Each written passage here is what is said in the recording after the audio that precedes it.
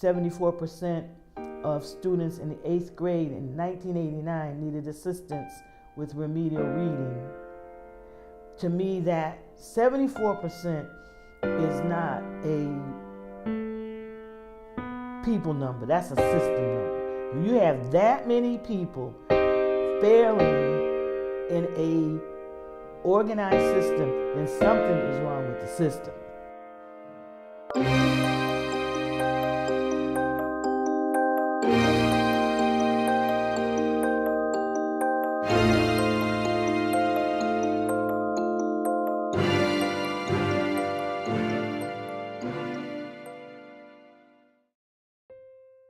Education is the great equalizer, the way out of poverty, the sculptor of productive citizens, the best way to ensure a better future.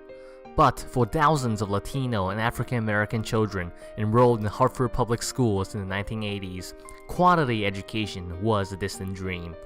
While these students languished in ill-equipped classrooms, wealthy white children in the nearby suburbs enjoyed the best educational opportunities. The segregation was palpable, and they demanded a response. Thus, in 1989, civil rights organizations, including the ACLU and the NAACP Legal Defense Fund, sued the state.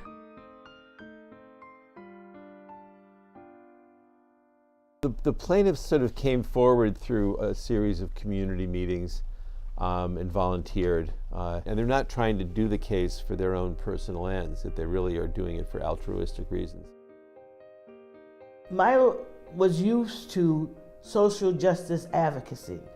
He has a justice seeker for a mom, so marches on Washington, candlelight vigils, writing letters, all of that he was already accustomed to because he was my son. And we talked about the injustice that was occurring at that time, and I asked him if he would consider participating in this suit. And he said yes. I was signed on as a plaintiff with the expectation that I would be able to see the beginning and end of the case. They also signed my siblings up, my brother and my sister, Woldeliz Bermudez and Pedro Bermudez. My dad was teaching at Sand Elementary School, which was a very low-income school here in the city of Hartford. In the many meetings that he attended with other parents, they realized, hey, there's a real problem here. The legislative process was not going to lead anywhere. It was really important to bring a school desegregation lawsuit against the state. The plaintiffs based their argument on Article 1st, Section 1 and Article 8th, Section 1 of the Connecticut Constitution, which guaranteed equal educational opportunities to all students in the state. These educational harms and inequities violated that provision of the state constitution, which is the right to education combined with the right to equal protection. They also claimed that the segregation present in Hartford schools was a violation of Article 1st, Section 20 of the state constitution, which forbids discrimination on the basis of race. The state's failure to address this problem violated the students' rights to a minimally adequate education. When I attended Hartford Public High School, all 4 years that I was there, my high school was on the verge of losing its accreditation. So that meant that as a senior, can you imagine being in a position where you're trying to apply for college and you don't even know if your actual credits for your high school have been valid or not? However, the state argued that since the government did not intentionally segregate schools and create the educational inequities, it cannot be held responsible. We don't think the Constitution has been breached in any way by the state. The state hasn't contributed to or caused the problems that are at the basis of the lawsuit. The plaintiffs countered that since children's constitutional rights were being violated, it did not matter what the state's intent was. The Constitution says everyone is entitled to a free public education on an equal basis. Then the state has to provide it. The state can't come up with an excuse saying why they aren't able to do it or why it isn't their fault. They have to do it. Ultimately, the plaintiffs argued, education is the state's responsibility. Therefore, it is their job to address the enormous inequities between Hartford and its suburbs. We took a class field trip to a suburban school. while I was in high school, and we did like a one-day exchange program, and I said, wow, this suburban school has tons of more resources. It has a functioning library, it has a bunch of extracurricular activities, and my school does not. When Judge Harry Hammer finally delivered his decision on April 12, 1995, he sided with the defense. Yeah, I truly think that through all the trial, it seemed as though Judge Hammer understood the complexity and the need to provide quality integrated education.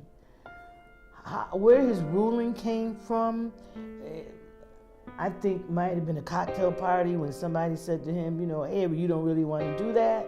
That's my fantasy, is why he changed and switched so drastically from what I saw in his body language, in his facial expressions in the courtroom. When the ruling came, the jubilant governor, John Rowland, gifted a bottle of champagne to the state attorney general, Richard Blumenthal, in celebration of the plaintiff's loss. A bottle of champagne, it was like, how horrible can you be? Celebrating in that manner so publicly the defeat of children's constitutional rights. I believe the next day we marched. Following the decision, 200 students from Hartford Public High School and Weaver High School left their classrooms and marched to the Capitol in protest alongside community leaders. Whoever lost at that Superior Court level was going to appeal. The plaintiffs did not have to wait long for justice. A year after their initial loss, the Connecticut Supreme Court ruled in their favor. The court held that basically the state law that required students to go to school in the town where they were residing was the primary cause of the racial isolation and segregation in the Hartford region. My thoughts rested purely with the rights of the children. So I celebrated and continue to celebrate the support for our children's constitutional rights. As a result of the 1996 decision, an inter-district exchange program known as Project Choice was established, as well as magnet schools that admitted students from both the city and the suburbs. I think what I received was a really unique experience, and one that absolutely supported my development as a well-rounded student, because I did have those opportunities to interact with students that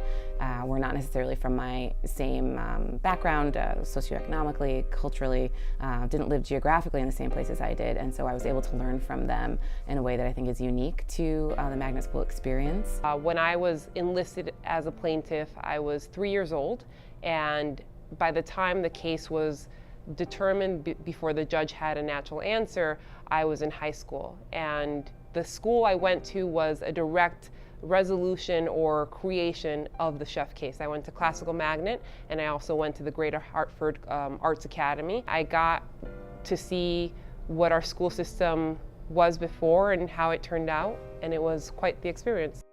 It began at potluck dinners in people's homes and ended on the steps of the state Supreme Court. After a decade of work, justice had come for the students of Hartford. For the young plaintiffs, it was the experience of a lifetime.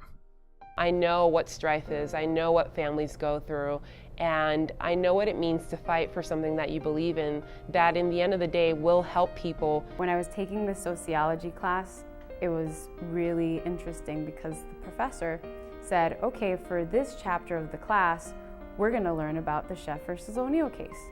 And I said, oh, hey, professor, by the way, I'm actually an original plaintiff in this case.